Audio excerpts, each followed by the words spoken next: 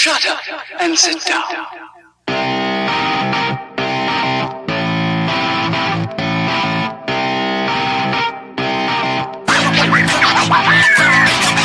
Well, I want to welcome everybody to a very special episode tonight. It is episode 121 of Third Shift. I am one of your beautiful hosts, Mr. Eric. With me, as always, is the Mr. Matt, who's having technical difficulties tonight. So if you see some awkwardness, etc., just know that the gods of internet have cursed him, and he is a sad banana because of it. But that's all right. And if you just heard a giggle, did you hear the giggle? You did. That's because on tonight's special episode, we also have none other than the Miss Danny herself, because tonight is the Game of the Year Third Shift Edition. Dun, dun, dun, dun, dun. This is where we talk about our favorite games this year, go about talking to each other about it, saying who's stupid, who's right, who's wrong, anything in between. It doesn't matter. I'm sure I'll get feedback on how wrong I am, but I look forward to it. So, without further ado, hey Danny, how was your week this week? My week was busy. It's the time of the year where everyone that needs stuff transcribed just sends it all at once. And the great thing about it is there's always work available. On top of that, it's usually at an increased rate because they want it back before the holidays. But the bad thing is there's too much work. So, I'm under a pile of, I think my fingers are broken. I don't know. So yeah, I've been doing a lot of typing. And pretty much nothing else. I mean, I've been streaming on my usual nights and stuff. I've been doing a lot of creative lately, which has been a lot of fun. I went and saw the new Robin Hood movie just recently. Everyone's been giving it, but I think it's pretty awesome. So that's why you can't trust anybody. That's why you can't trust anybody. You just got to see the show if you want to see the show. Well, I think it's like, if it's not all CG, or at least 90% CG, then it's crap. No one wants to see it. Mm-hmm. But I thought it was cool, because I like all the Robin Hood stories. I like how they all have a little twist on, each of the tellings, and this one was cool, and they set it up for a sequel, so of course they did. See more. Well, you always got to. Yeah, I was say you set every movie up for a sequel now. It's a never-ending. Hey, can we do more? Can we get more money? Yep. All right, let's do it. Exactly. Shebang. So yeah, that's pretty much all I've been doing. Seems like I saw another movie, but I can't remember what it was. It's totally escaping me. But yeah, anyway. Matt, how about your week? How's it been going for you? Well, it's been a pretty good week.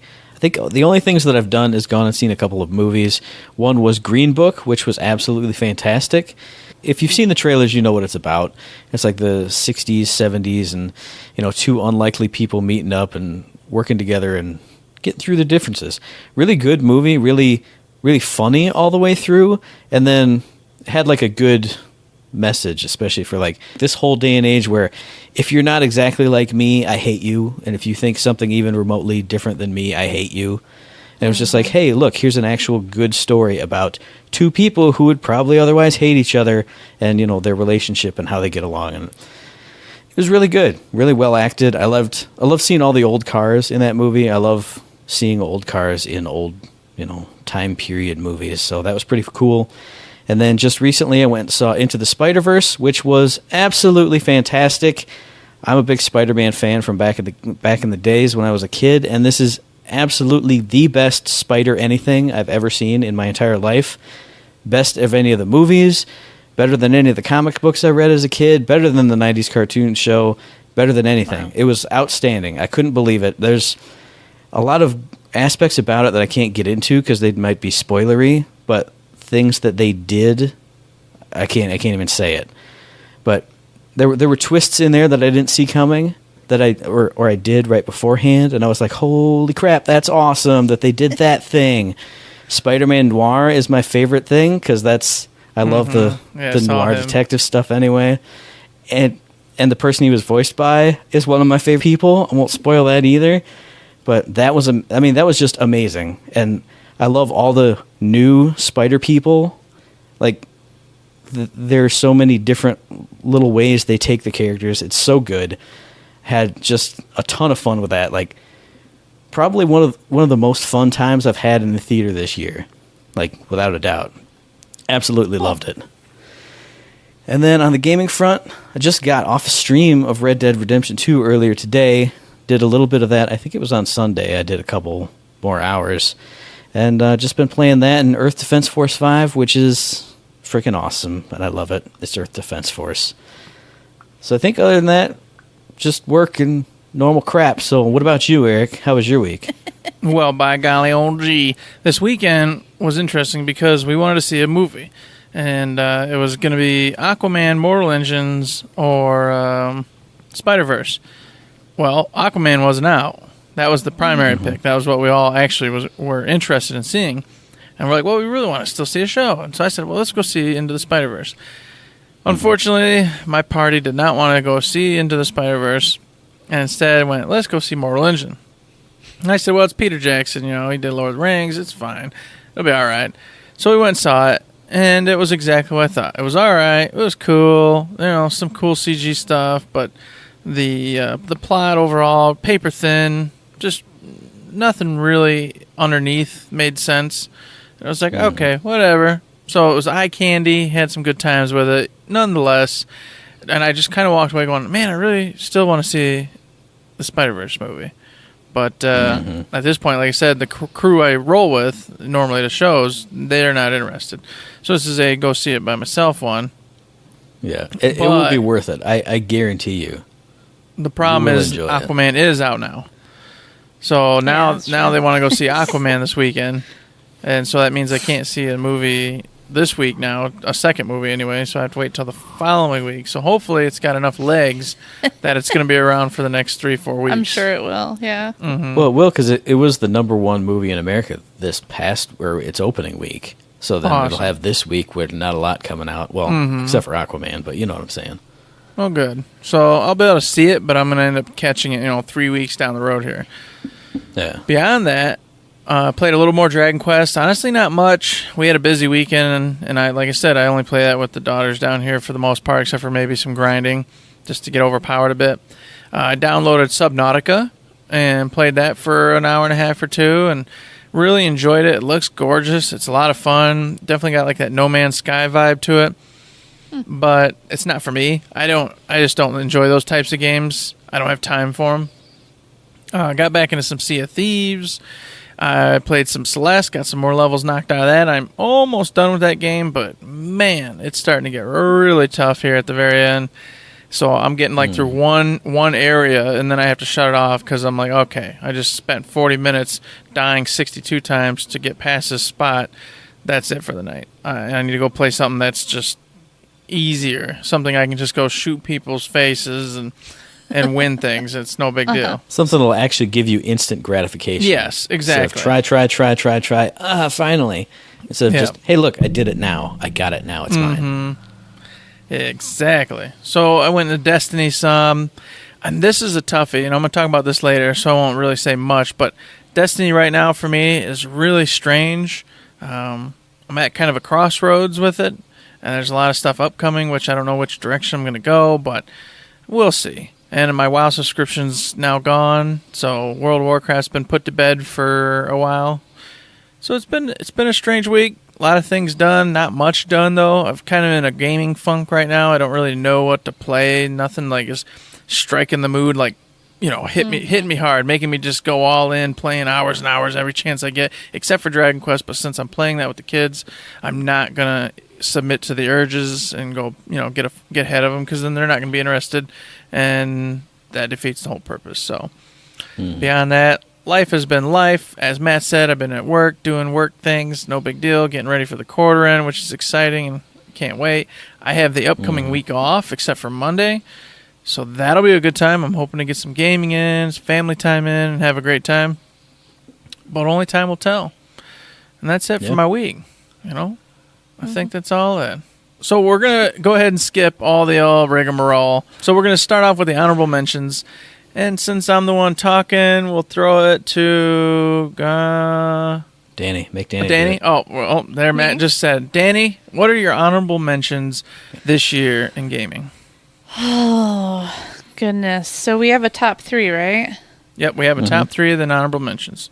Okay, so I guess my honorable mentions would have to be like Beyond Two Souls was definitely, it's a game I'm not used to, a type of game I'm not used to playing, so that was really fun to play through, and I played it on the stream. Night in the Woods was another one.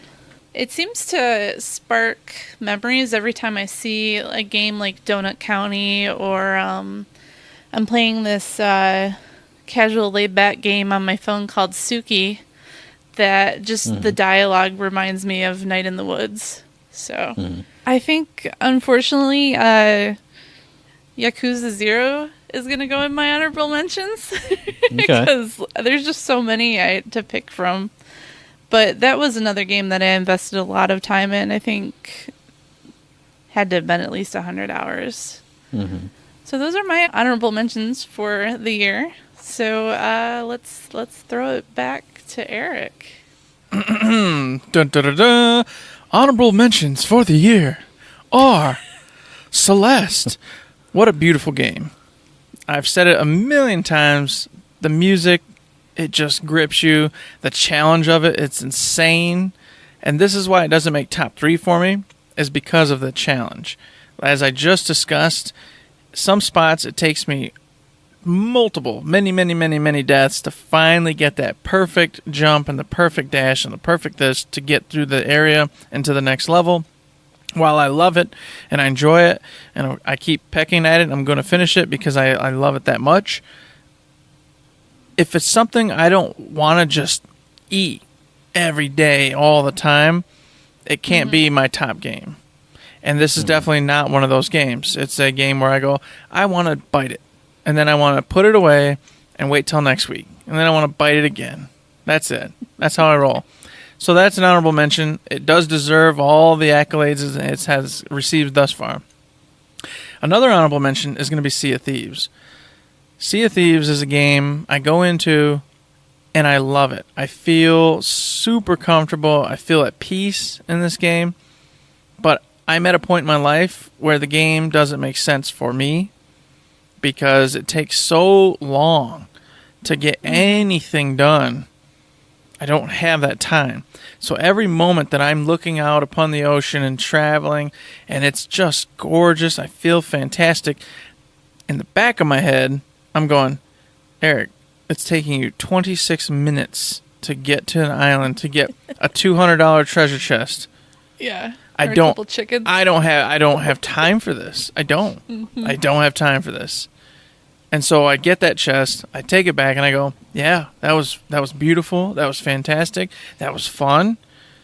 I can't do this. I turn it off, and then I don't come back for like 3 weeks, and then I do it again. And the exact same process takes place again. This is beautiful. This is everything I love. This is gorgeous. Wow, what a world.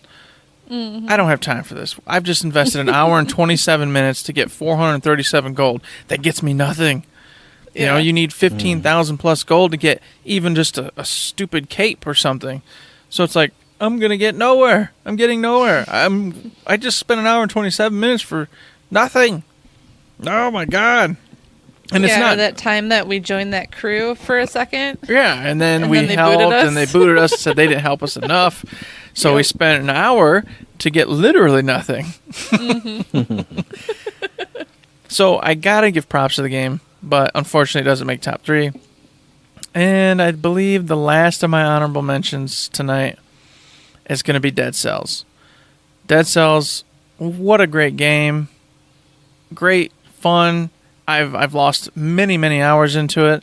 As I said one episode or another, we had our Borderlands night. We ended up ending early. I popped on Dead Cells, and next thing you know, like 3-4 hours have gone by.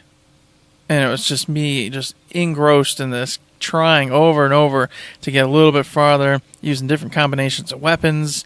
You know, the music It's fun. The enemy types are great. It was a great time. So unfortunately, it doesn't make it into the top 3, but I would be remiss by not saying that it was a great game all the same. And I'm going to kick it to you, Matt. Pew. Well, just going off of the games that I have listed for our What You Playing Third Shifts that we do every month, I played 22 games this year. And what's interesting is it was really easy to pare it down to the top 3, but there are so many good games on this list that I don't even really get to talk about. I narrowed it down to 5 honorable mentions, and I'll try to go through them pretty quick. But I think the first and biggest one that people might be surprised by, Fist of the North Star Lost Paradise, didn't make it into the top 3. That game was...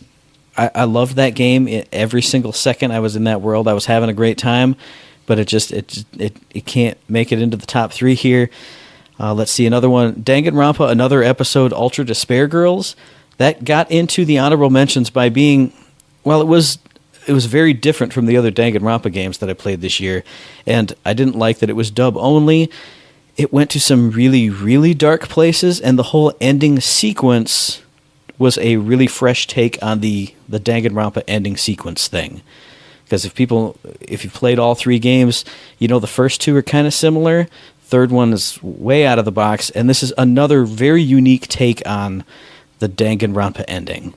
I can't spoil it. I won't go into anything, obviously, but it makes it in there because of that and because of the very dark and disturbing places that it went with the enemy characters. That's all I'll say. Another honorable mention, Batman the Telltale series. That I think the first season was free on PS Plus earlier this year, and I got so hooked into that I got the second season immediately right after, played through it all the way through, all in like one big smash. I wasn't expecting to like that nearly as much as I did, but just the fresh takes on established characters and the unique ways you could react to things as Batman or Bruce Wayne. Like you could play Bruce Wayne as this totally like evil kind of douchebag character. I was expecting it to be, oh look, I'm a nice Batman, or I'm slightly less nice Batman. Like you're gonna go from like 60s Batman to 80s Batman. But you could go like fully brutal, total douchebag, dick Batman, and I loved it. But again, all the different takes on the characters, so many big twists that were such surprises that came right out of left field. Really loved that. Little Red Lie was an indie game I played right around the beginning of the year. Again, went to extremely dark places that I was not expecting. I mean, you look at it and it's an RPG Maker game, so the graphics and the sound are this or that, but the story that it told was so intense and interesting. There were a couple of just like holy shit moments in that game, and then again, well, I won't spoil it, but there were parts where I didn't know what to do, and I thought it was really interesting how the game made me do things. That's all I'll say, without getting into any spoilers. And then the last of the honorable mentions, Phoenix Wright, Ace Attorney, Spirit of Justice. Played that first thing this year, and I think, again, like another game I'm going to talk about later, it's like the perfect capstone to a series. Like, obviously, the original Phoenix Wright games followed Phoenix. The next batch introduced Apollo Justice and Athena Sykes and all the other side characters, and this seems like the last case spanned over 2 separate cases and became such a big, enormous problem that you solved that, I mean, it can't get any bigger than this. So I hope this is kind of like the perfect send-off for it, and if they do, continue the series, it'd have to be with new characters, or like, hey look, I'm the new junior attorney over here and I've got maybe Apollo mentoring me, or Athena, or something like that. But it ended in such a big, bombastic and like holy crap fashion that it just felt like, I've been on this multi-year journey with all these characters, and this is the perfect spot for it to just be like, okay, look, we did it. This is it. Mm-hmm. But also not like in a bad way. Not like, oh well, that's it for them. It was like, you did it. You saw this person's growth and kind of come down, and this other person rose up, and now he's taken this cool spot over here. You brought all your friends along on this big fun journey, and they did it. So yeah, those are my 5 honorable mentions. And there we go. Hey, Who wants to my start guys. the countdown? Awesome. Well, we're going to go about this when the big 3 and the big 2 and the big 1. All right, we're going to do the roundhouse with the 3, then the 2, then, of course, the 1s, because it'd be crazy any other way. And I'm going to go ahead and start with mine, since I'm talking already. Number 3, everybody. You ready for this? Are you ready for this? Insert crazy music. Bada bing. Bada boom. It's going to be Monster Hunter World. This game, when it came out, I'd played no Monster Hunters, period. All right, and the draw was big boss fights constantly, and I went, God, that sounds kind of neat. It really does. I'm gonna take a leap of faith here. I'm gonna jump off a cliff, and I'm gonna get this game. I don't typically do that. I usually stick to things I know are gonna be 100% solid. But I said, whatever, let's do it. I ate this game. I devoured this game. This was the game where when it hit and I started playing, I went, oh, and every second of my free time was playing this game. I had to keep going. I had to keep crafting that next set. I'm like, oh my God, I've got to get on and kill the Kalakuis. Oh my God, I need to get the Kalakui set. And I'd just sit there and I'd farm those guys. I'd go around killing them. And you could do it solo. You could do it with friends. You could do it with strangers. However you wanted, you could achieve your goals. You just had to be good enough to do it. So if you wanted to go against a Nergigante solo, you can do it. I did it. You can kill that guy by yourself. It just takes lots of preparation, lots of time, because here's the big thing. These bosses, all these monsters in general, can take 30, 40, 50 minutes to kill.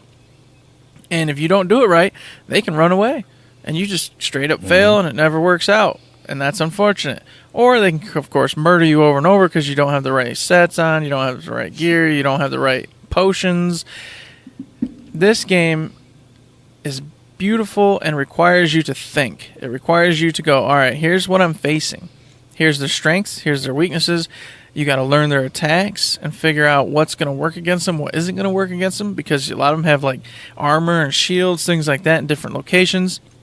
And if you go in there with the wrong weapons or the wrong mindset, you're going to get smoked. And no one's going to care. No one's going to help you. That's going to be the end of it. And you're going to have to come back, buy new potions, which means if you don't have the money, you're going to have to go farm some weaker creatures, selling stuff, etc., etc. I got to play this, of course, with my buddy. So it was just one of those beautiful experiences where every night we were logging on. Me and him were just going at it, farming up monsters, having a good time. When he wasn't on, I was doing solo stuff, vice versa. So like he'd get some piece I don't have. He'd be like, I went in this random group and get a Nergigante. Now I got 2 pieces of the set. And no! So of course we'd go in together and go after him. And it was kind of that chasing each other for the coolest gear, the best gear. Mm-hmm. The only reason why this one doesn't rank higher for me is because after I beat it, and I got a really good set. We started to do like the upper echelon, which was like the blue ranks and the Azurite or whatever. I can't remember exactly what some kind of diamond like baddies. So they were like extra strong. We started to do those, but it did start feeling a little samey, but hard. But harder obviously. Mm-hmm. And I'm down for that. I can do that, but my partner in crime, he was kind of starting to wane and wander. And at that point, I was like, I don't feel like a super big desire to keep going at this moment. He's dipping out. So I was like, let's go out on a high note. So I stopped right there. I just recently came back to it, killed some monsters, remembered why. It was such a wonderful game, and I had a blast with it. I look forward to, they just announced that there's going to be a huge DLC next year in the fall for it. All new monsters, all new area. And then, of course, they've got a Geralt tie-in where you're going to be able to fight some monsters from The Witcher, get Geralt. So I'm totally in on that. I'm totally in on the DLC. I feel great that I actually did walk away when I did because I feel good about the game. I'm still super hyped about it. And now I get to look forward to all new stuff. But because of the fact that it still relies on you either A, having that grind in you, or B, having lots of friends who are playing, it isn't going to be in my top 2. So, with that being said, what about you, Matt? Well, number 3 for me, it's a more recent game, and it really just over the past few playthroughs has really jumped into my top 3 games of the year, and that's Red Dead Redemption 2. I mean, everybody knows all the big things about it. It's gorgeous. It sounds great. You get to do all kinds of stuff. You're out in this cowboy world. The map is open, and there's side quests everywhere. There's all this other stuff to do. But I think what I love most about this game is it brings back the customization that you used to be able to do in, well, I guess it was really only Grand Theft Auto San Andreas, where you could make your guy look however you wanted him to look. You could get any kind of guns you wanted. You could upgrade his physique. You could put him in all the crazy clothes, and he'd still be the character in story scenes, but outside of those story scenes, he felt like your character. Like, my CJ didn't look like anybody else's CJ, I guarantee you that, because the outfit I put him in. And when I see anyone else play that game, I see their CJ and I'm like, that's not him. That's not what he looks like. So I get that now with Red Dead Redemption 2. Like, all the stuff at the Game Awards, they're showing the trailers and the official look of Arthur. That's not what Arthur looks like. My Arthur is a fancy dude with a top hat, and he has recently grown out this huge long beard and this crazy long hair, and he uses these 2 revolvers that I got from a cool side quest where I went and met up with famous gunfighters. And sure, I can upgrade, I can buy better guns. I've picked up better guns off the street, but those are the guns he uses. It's Flacco's revolver and Granger's revolver. He uses this Lancaster repeater that he got for free because he saved this guy coming out of a trap. He was stuck in a bear trap, and he was like, oh, dude, he sees you later in town. He's like, oh, you get 1 free gun from the gun store, blah, blah, blah. Put it on my tab. So I went and got that.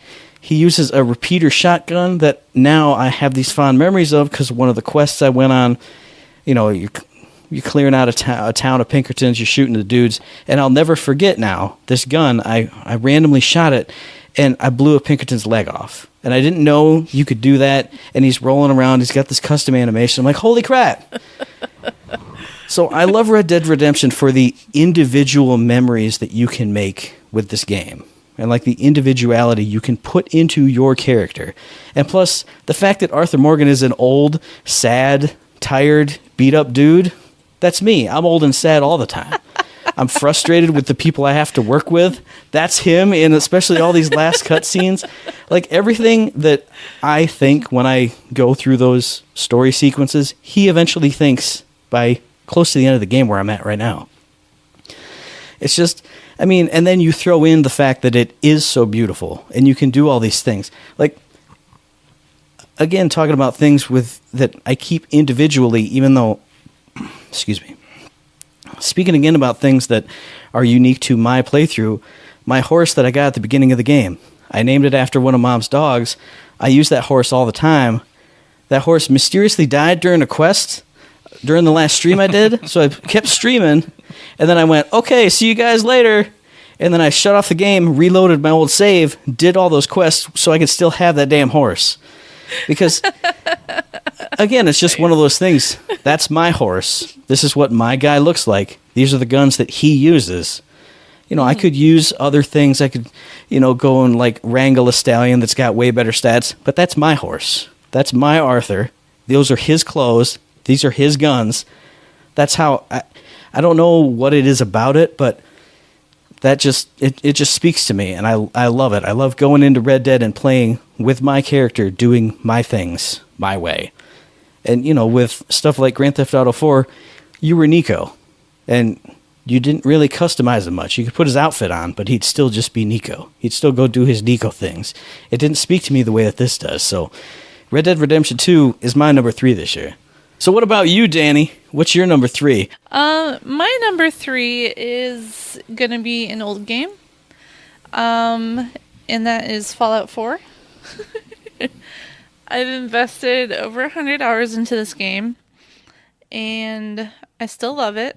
It's the first Fallout game that I've played myself. I've seen other ones been played, and I don't want to throw shade on 76, but there's just a lot that you get out of the Fallout games that 76 will never give you. Yeah.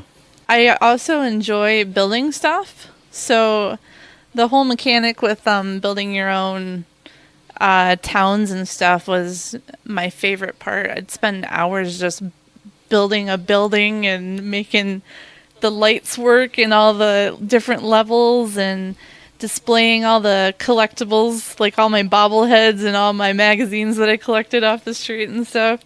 Mm-hmm. So, yeah, I spent a ton of time in that game, and I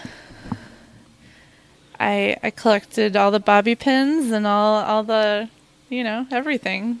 I was always over encumbered, and it was great. You collected all the heads of your enemies. You got those in that whole little cabinet. Built yourself a curio cabinet for those. See, and that's another thing. Another thing I really loved about Fallout 4 is that you could actually interact with the items in the space. You could actually pick them up and throw them around and stuff. Yeah. I have a YouTube video with me just dancing around one of the bodies that I killed. So, Nice.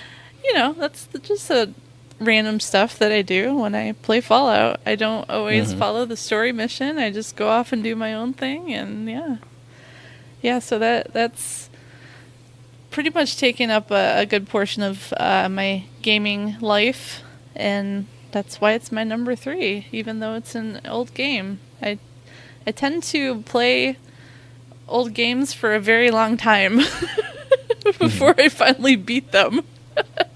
Especially with games like this that are huge. So yeah, that's my number 3. Bada bang, bada boom. So everybody, there's our number 3s. And now you're saying, oh, come on, Eric, let's get on to the number 2s. And I'm just about to. Number 2. Are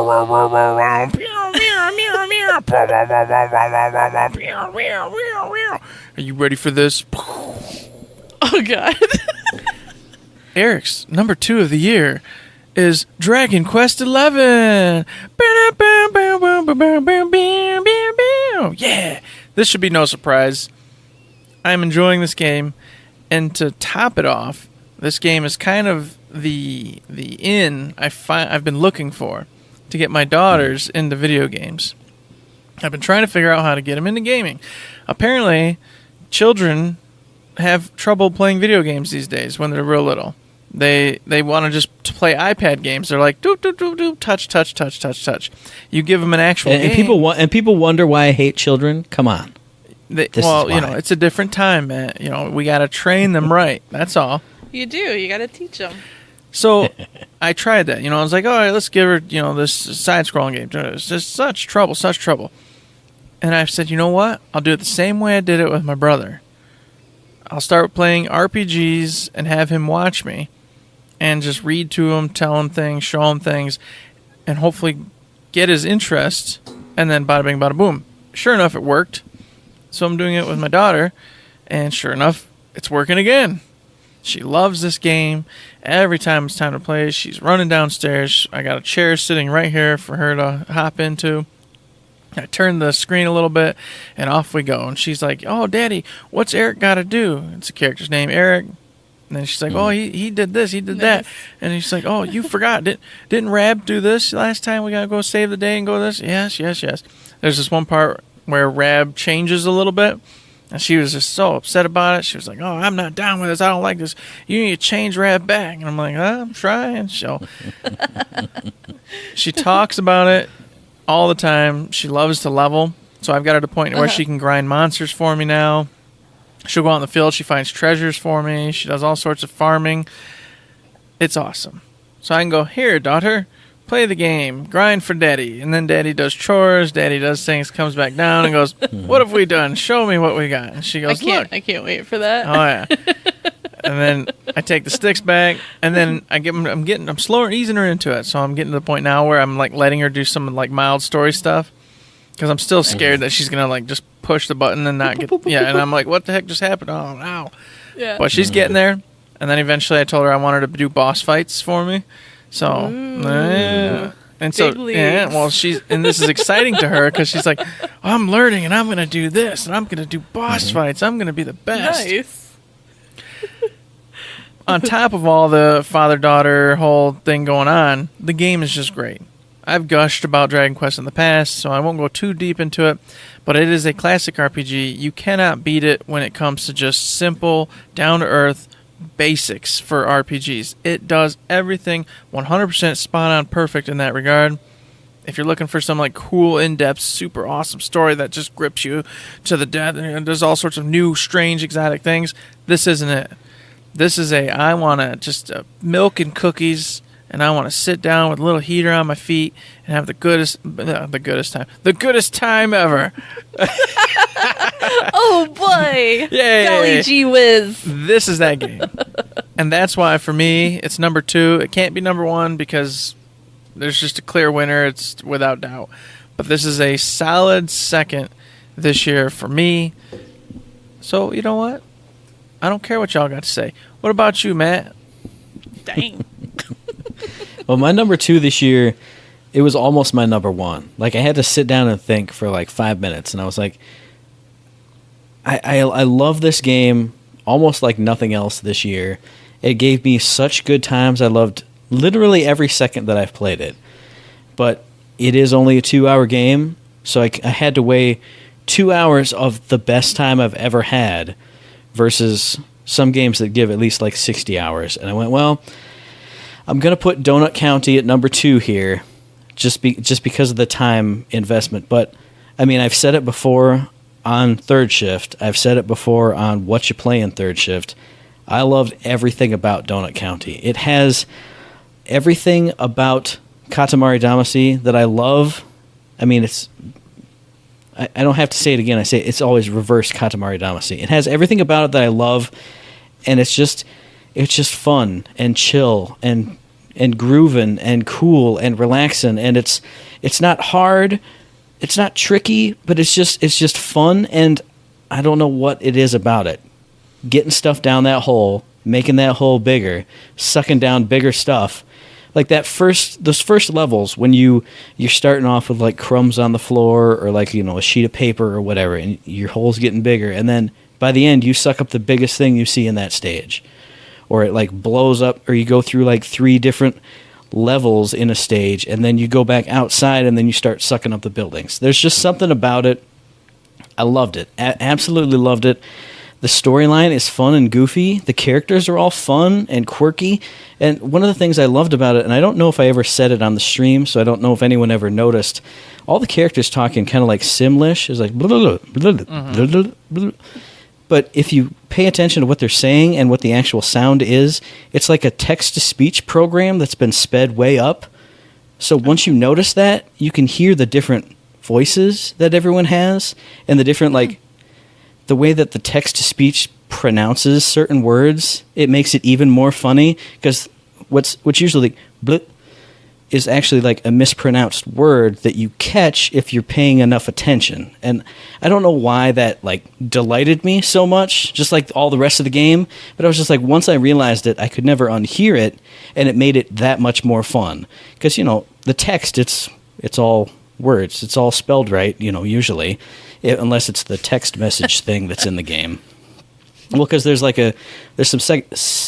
some sequences where characters are texting back and forth, and those have typos in them, just like you would expect. Fair enough. But you read it normally, but then if you're in tune to it, you can hear the computer voice mispronounce it, and it adds that much more fun to just a sentence. Like, hey, you should go check out the frogs. And if there's something in that that's mispronounced by the computer and you're listening hard enough for it, it's just so fun and delightful and colorful and grooving. Like, the music is so banging in that game. Like, once you clear a level and it shows everything falling down the trash hole, it just gets like, it shows your level up, your XP's going up. It's just this bumping tune, and I freaking love it. Nice.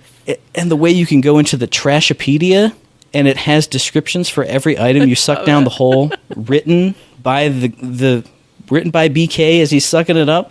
Like what is it? I think he hates birds, but also loves like stinky things. So it's like, you know, here's like the worst cheese in the world. He's like, this is the greatest treasure I've ever seen. And it'll be like a bird. This total asshole comes and takes your stuff. That's the description of a bird. It's so great, and it's so fun and just silly and charming. It's easy going, but then there's also like certain things you can do to kind of like to get the achievements, there's some little puzzle things you can do that throw a little bit more into it, and none of it's hard because there's no real punishment for screwing up. Like if you're going for some of those, you just try it again and just bloop. It's one click. Oh, restart the level. Boom. There you're in it. I don't know what it is about it. I think you really have to just play it or maybe watch it, but you really got to be in that right kind of mindset for this game. But this, like I said, this was almost my number one. You can hear how much I love it right now as I'm talking about it. Donut County, it was amazing. I loved it. Loved every second of it. But it is my number 2 this year. Woo. So what about you, Danny?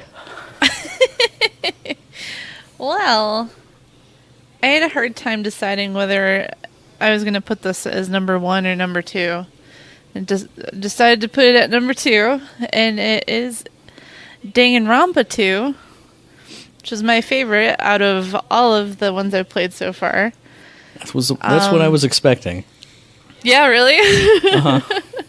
I don't know. I don't really know what it is about this one, because every time I started a new one, it was like, I hate all these characters. I want the old ones back.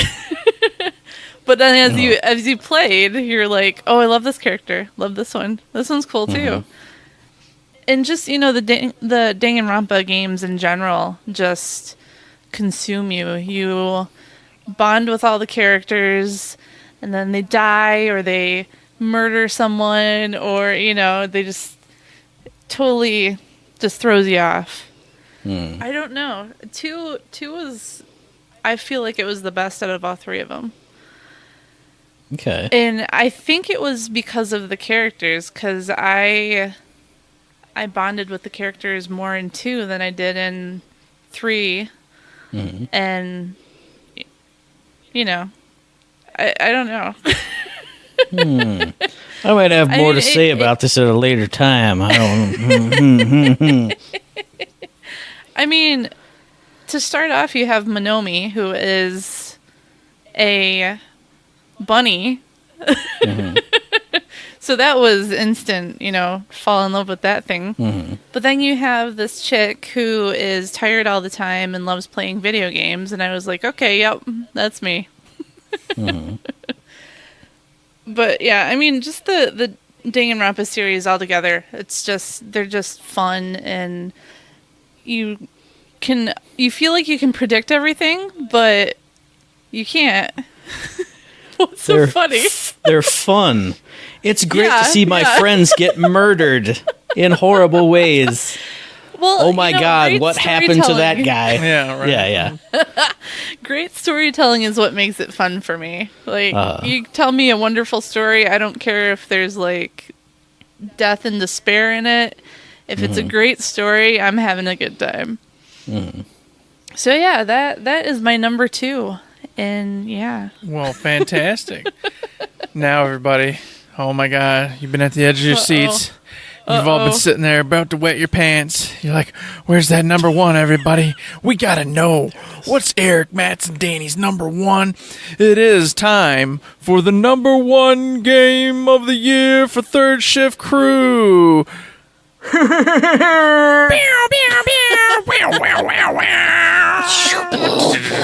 Fireworks, pyro, and ballyhoo. Robot, self-destruct. Monkeys swinging through trees.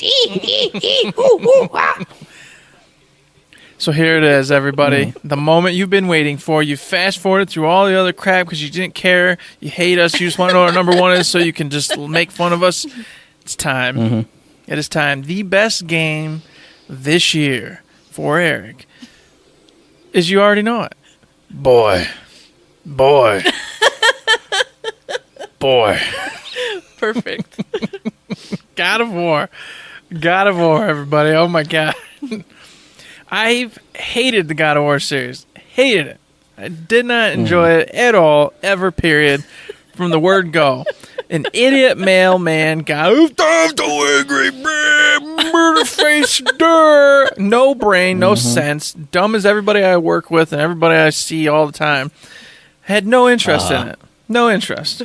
There's no depth to it, nothing there. This one comes, I have no interest once again. And all of a sudden, tens, 10, 10, 10, 10, 10, 10, 10, 10, 10. Every single human person in this freaking world, every outlet, every podcast, every website, gotta play this game. You gotta play this game. That's all it was. Yeah. And I went, okay, I can't ignore this. I'm a gamer. There's literally every human in the world telling me I need to play this game. So, got the game. Popped it in. Expecting to be stupid Kratos. No, it's totally different. 100% different. Kratos actually has a personality. Kratos isn't just murder, death, kill anymore. Kratos is, I just want to be left alone Kratos now. And I'm like, I like that. I can jive with that. That's me. Just leave me alone. Just let me do my thing. I don't really care anymore. I really just don't care anymore. That's him. That is literally him. He just doesn't care. Wants to be left alone, and he's never left alone. Because when you're a god, you can't be left alone. That's just the nature of the beast. That's the way it goes. So him and his son, Atreus, lots of things happen. Adventure is had. Da-da-da-da-da. I'm not going to repeat the story. All I'm going to say is the music, perfect in that game. The combat, fantastic. Every thud of the axe, every time you called it back to you, every time you sunk it into an enemy and watched them die, perfect, spot on. Spoiler alert, later in the game when you get your chains back, man, now all of a sudden you're comboing. You got your frost axe, you got your fire chains, you got to switch back and forth depending on the enemy type, and then you can just do combos in between. So oh, it just starts to get super fun, super amazing. There's skill trees in there that allow you to buff the abilities that you like or dislike or don't buff, blah, blah. You know what I'm talking about. I love skill trees. I'm a fan of those. Anytime a game has a really nice skill tree, I'm all about it. I'm 100% in. I was worried about the whole thing with Atreus and Kratos, you know. I've played Eco in the past, and I got super frustrated, you know, just the idiot AI not doing what I told it to do. It's getting me killed, screwing me up, slowing me down. Nope. He handles his own business, doesn't die. He is literally a sidekick. He's doing his own thing, providing commentary. You control some functions of him. He can do assist moves with you and stuff, but that's it. Other than that, he just is there. You don't worry about him. It's okay. It's fine. And then what really cemented this, there was a moment, and then once again I'm going to spoil it. There's a moment in one of the first big worlds you transition to where you have to go inside this portal. All right, and you're gonna leave Atreus out, and I don't know what it was about it really, but it just really hit me because he goes in and he's chasing his now dead wife, trying to get to her, trying to find her, see what happens, see what's going on, all this good stuff. He's in there doing that. You're doing this cutscene, and it's, I don't know, 10, 15 minutes tops, right? You come out, and it's dark in the area now. There's bodies piled up everywhere of all the enemies. There's just all these enemies, just piles of them. And Atreus comes up, and he's like, Dad, where are you been? You know, he's pissed. He's sad, he's crying, he's angry. And you're like, what the hell just happened? And, of course, Kratos is perfect. Boy, what are you whining about, boy? It's been 15 minutes, you know? And he, look around, Dad. Look around. Does this look like 15 minutes to you? You know? And he goes on to explain it. You've been in this thing for days and days and days and days.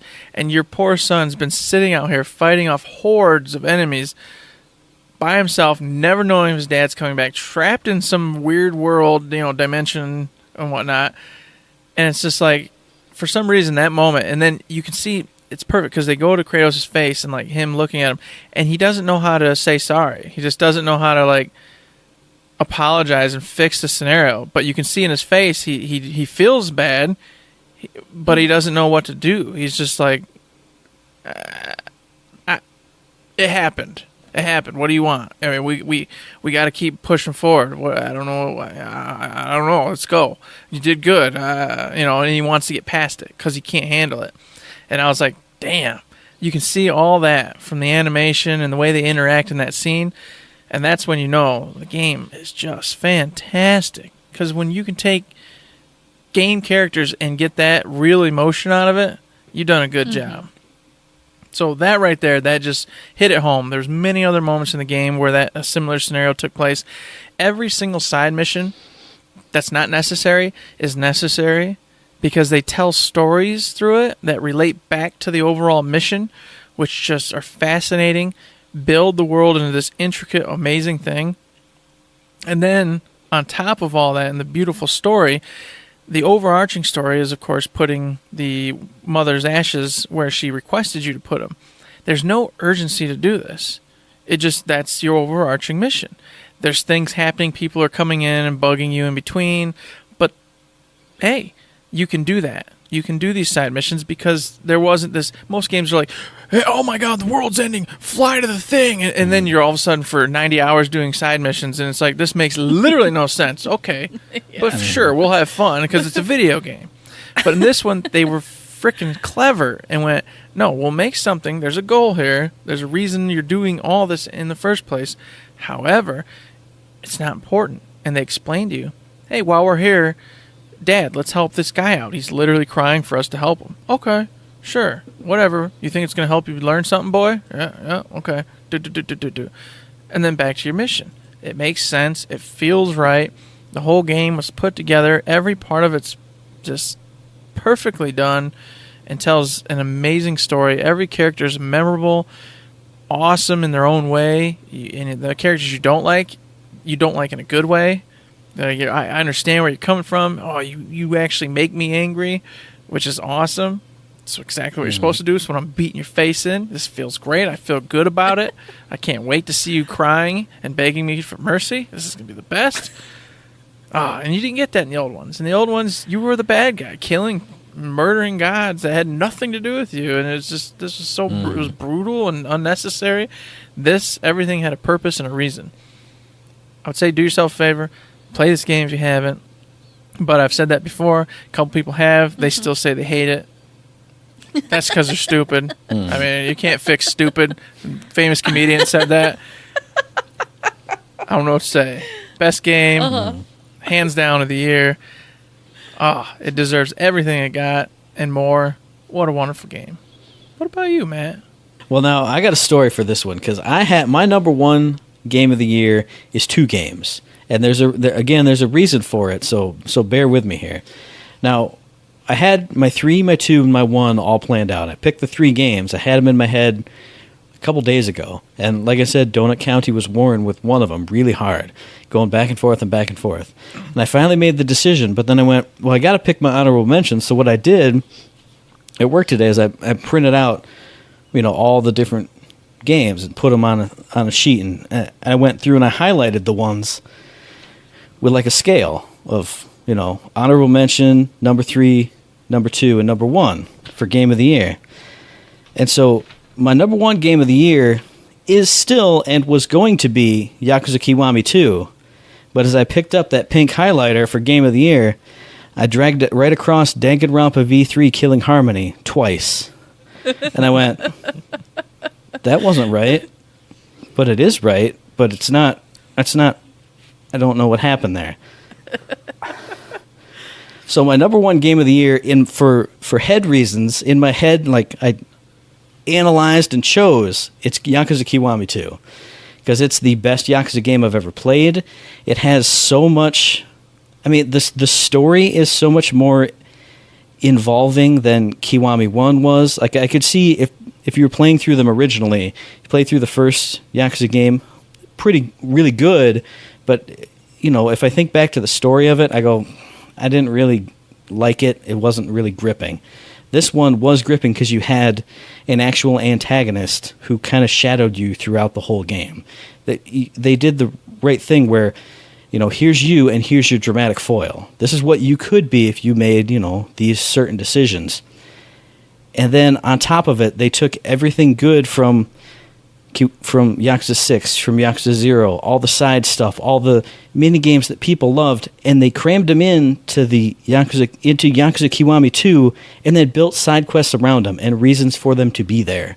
Because it's not just like, oh look, there's Clan Creator now for no reason. It's, well, Majima is building. He's taken over the construction thing that's trying to build this big project on the hills. They've got all these other companies trying to come in and steal it from him, and they come in with like goons. So you got to build up your own goons to fight off those goons. Like none of it seems shoehorned in. It all feels like this was the game originally, and then they just, remastered it.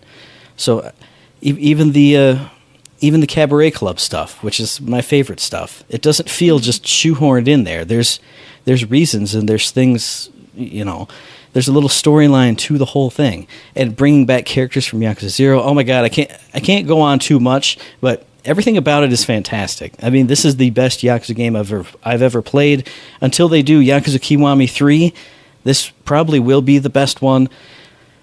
I don't know. I loved everything about it. I enjoyed my time with it so much. I don't know. I loved it. It was great. So in my head, and again, because of that love I had for it and the almost 100 hours I put into it, in my head that was Game of the Year. Boom, easy. But something apparently in my heart said Danganronpa V3 Killing Harmony also needs to be Game of the Year. So it is too. Because this cheating son of a gun. I can't help it. Because in my heart, I got another game too. But I physically, I didn't mean to do it. I looked at it as I knew what my Game of the Year was, and my body went Danganronpa V3, and I have question marks around it. Like, why did that happen? I don't know, but the body wants what it wants. What can I say? So Danganronpa V3 was the perfect capstone to the mainline Danganronpa series. Everything that Danny said she loved about Danganronpa 2, I loved about Danganronpa 3. I started the game hating everything about it because it's got a totally new, like, not art style, but totally newly drawn characters. The art style. Okay, the art style is totally different. I mean, just the way the characters are drawn and the way they look. The overlays are all different. All the mini games are different. All these new characters with new attitudes and new personalities, and I hated everything about it. But somehow over those 50, 60, however many hours, I fell in love with every single aspect of it. I hated the Monokubs when they first showed up. Loved them by the end of the game. I hated Monokuma's new voice. I understand why he's got a new voice. And I loved it by the end of the game. And there was just something about it. I think I mentioned before how it seems to go on like way longer than the original ones do. Like you're kind of stewing around with these characters and people are reiterating the same things back and forth. But by doing that, you're spending more time with those voice actors, with those characters. You're listening to them. You're getting to know those characters. You're getting to understand them. And I think that's what led to such a deeper love of these characters and this storyline especially, because there was just so much. I was around these people so much. And then, like Danny said, to see all the drama that they go through and then the big twist and then looking back at what happened before all that, and I can't spoil it on the show, but we've talked about it on What You Playing before. And the whole ending when it goes to Kojima Land, I love every bit of that. I love it. And just like I said with Phoenix Wright, Spirit of Justice, this is the perfect way to end this series. This one specifically. Because it makes you, as a fan of it, brings you the player into the world in a really interesting way.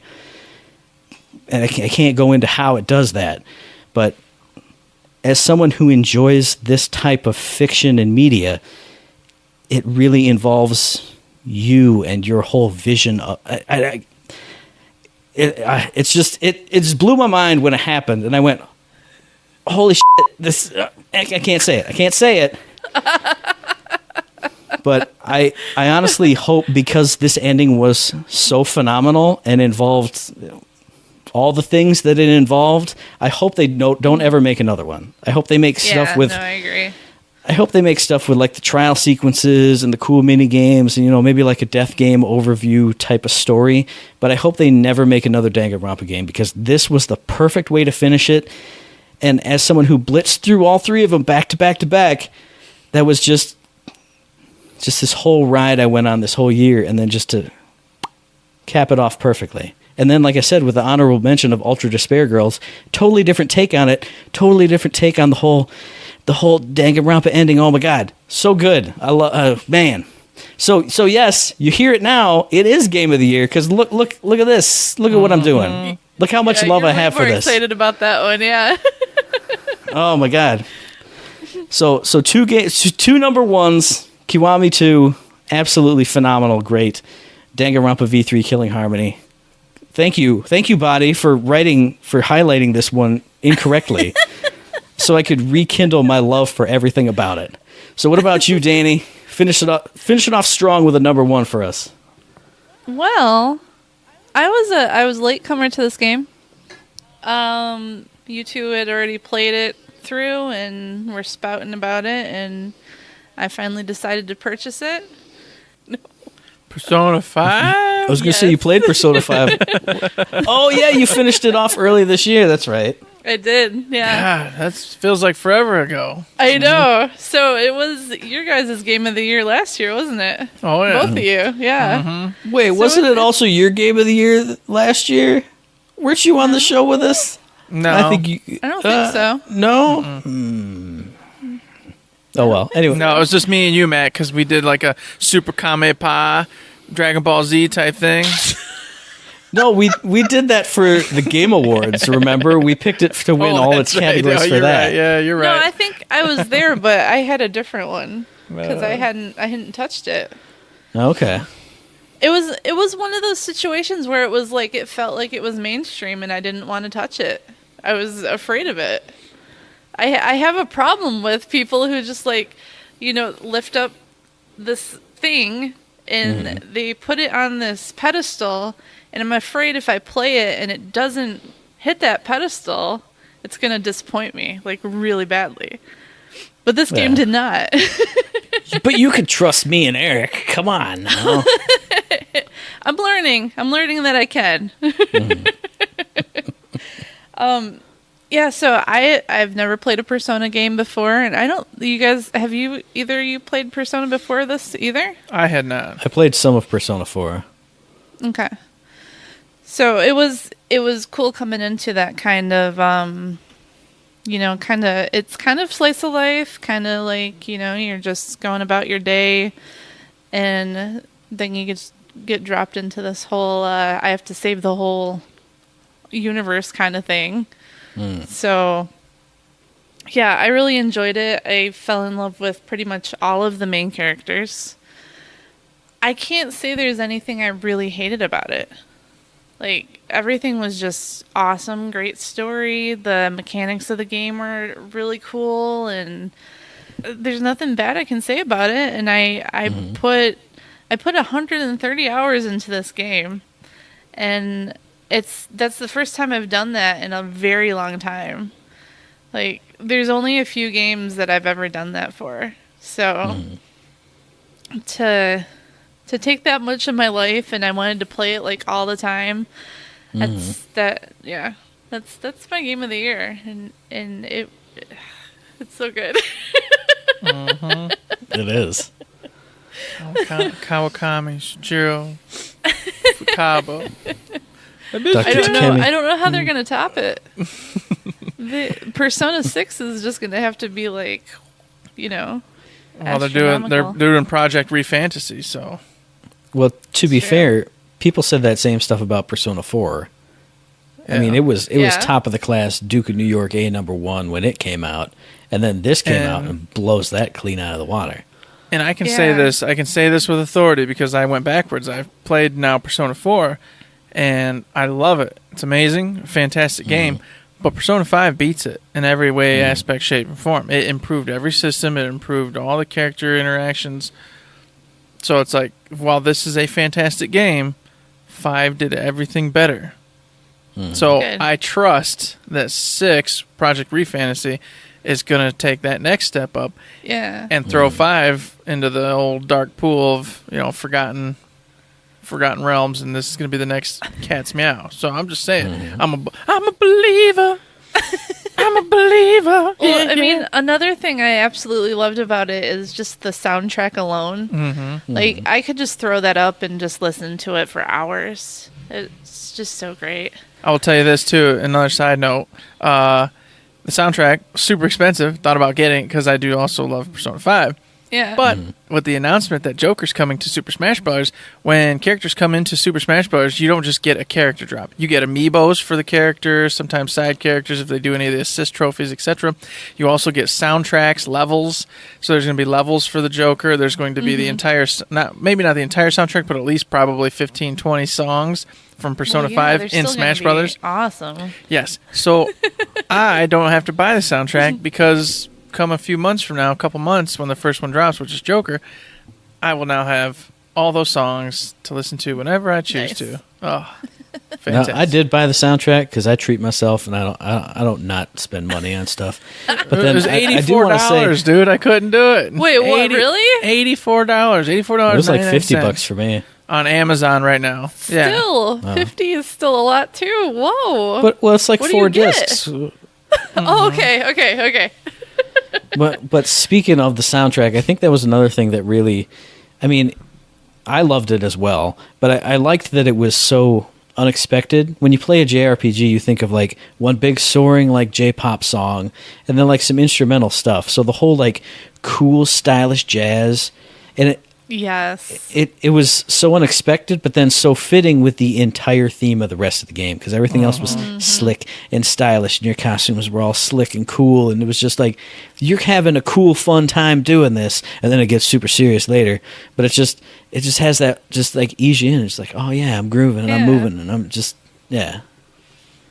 Yeah, you know it's going to be a fun game when instantly the opening just sucks you right in. Just the colors, and I mean, it wasn't even like more than what, red, black, and white, and it was still amazing. So yeah, that's I will say that opening was really jarring for me. Like, I loved the look of it, but then mixed with the jazz, I didn't get it until I got into the game of it and fell in love with it.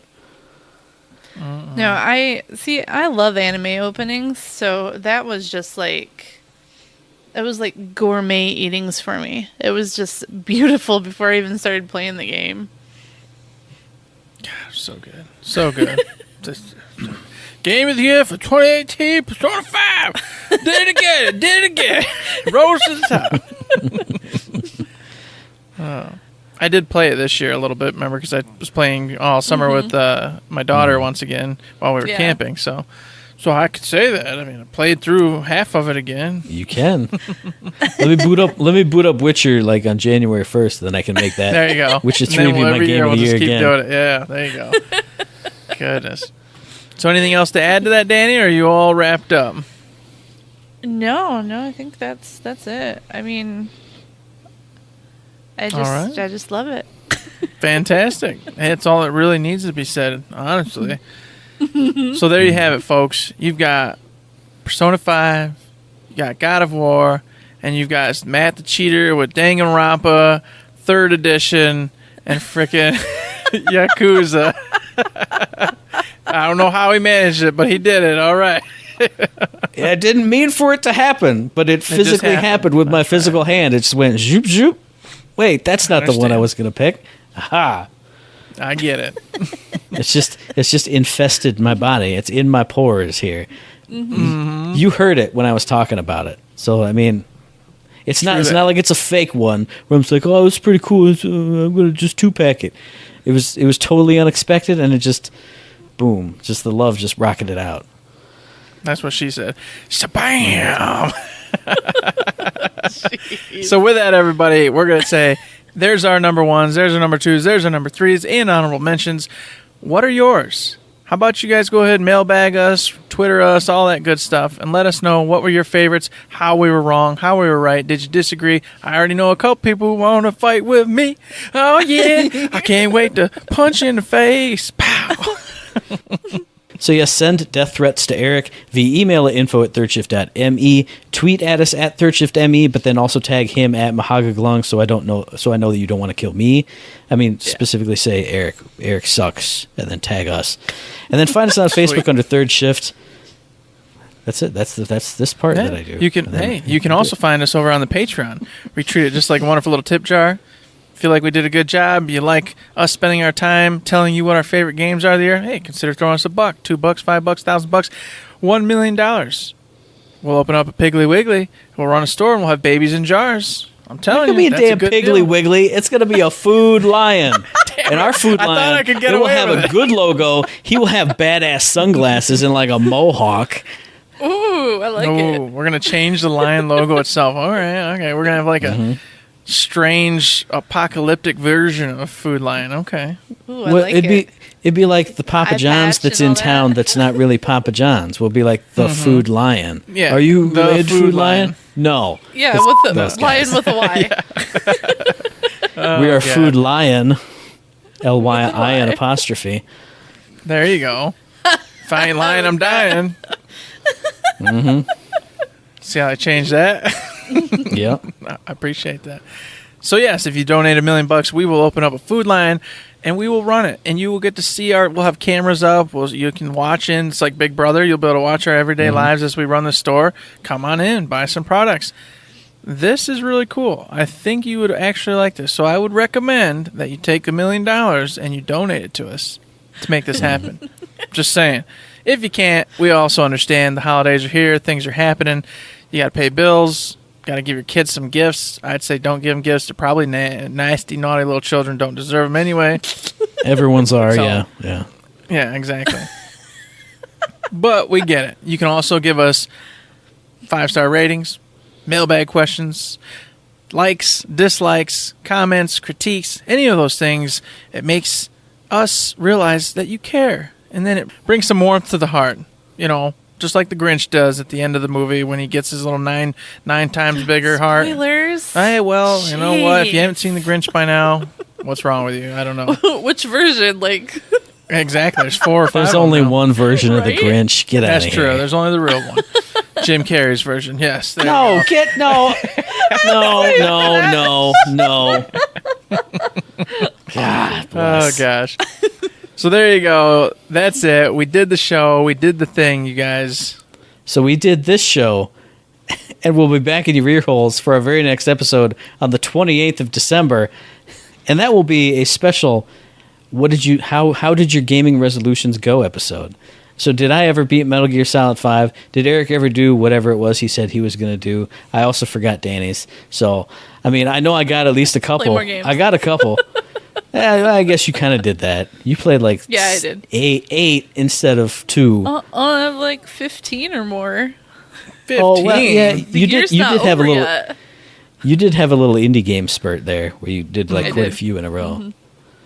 So yeah, check Yeah, out that right. episode on the 28th. Shut up, Eric. I'm doing the closing. I don't care if it's delayed because of my feed, whatever. So check out that episode on iTunes, on Stitcher, on Podbean, on Spotify, and on YouTube. And as I always say, if you like what we're doing, you'd like to help us out, please give us a like, a rating, review, a comment, a subscription, any kind of good thing on any one of those good services, because it does help us out. And we really do appreciate it. Indeed we do. And since we're not going to be here until after Christmas, if Third Shift is the only podcast of ours you listen to, which you should be listening to both, so get on it. Get on it if you're not. But if you are, I will say Merry Christmas, Happy Hanukkah, Happy Kwanzaa, Happy Holidays, Happy Nothing. Enjoy sitting, staring at walls. I don't care. Whatever you do and enjoy for this holiday season, I want to say you enjoy it to the best of your capability. All right? That means Yes. drinking beer and not being happy. As long as it's the best you can do, you do that. You do it. Wow. I'm That's just saying, awesome. happy holidays, all the good things from me. I don't know if the others agree with that, but from me at least. There's there so you many go. things that I want to say, but I can't say it because we're on a stream. But I will say, I will reiterate what Eric said. Happy Thanksgiving, Hanukkah, Kwanzaa, whatever you celebrate. Happy that to you. And if you don't celebrate anything, then enjoy being miserable while we all have a great time. That's right. While I'm opening gifts and eating good food with Dang. friends and family. Like the opposite of Suckers. Scrooge. That's right. Bah humbug. I'm not saying anything. Oh, all right. Well, and Danny doesn't care. So with No, that, I don't everybody, care. there's so nothing apparently, left to say. Danny doesn't want to wish you a happy holiday, so she will be that person sitting, staring at a wall, Scrooge. just going, "Oh, okay, I get it." The audio cut out. I can't figure out anything. Doesn't matter, man. The only thing we need to know is, hey, everybody, till next time, don't forget to save. Ho ho ho ho! I like staring at a wall.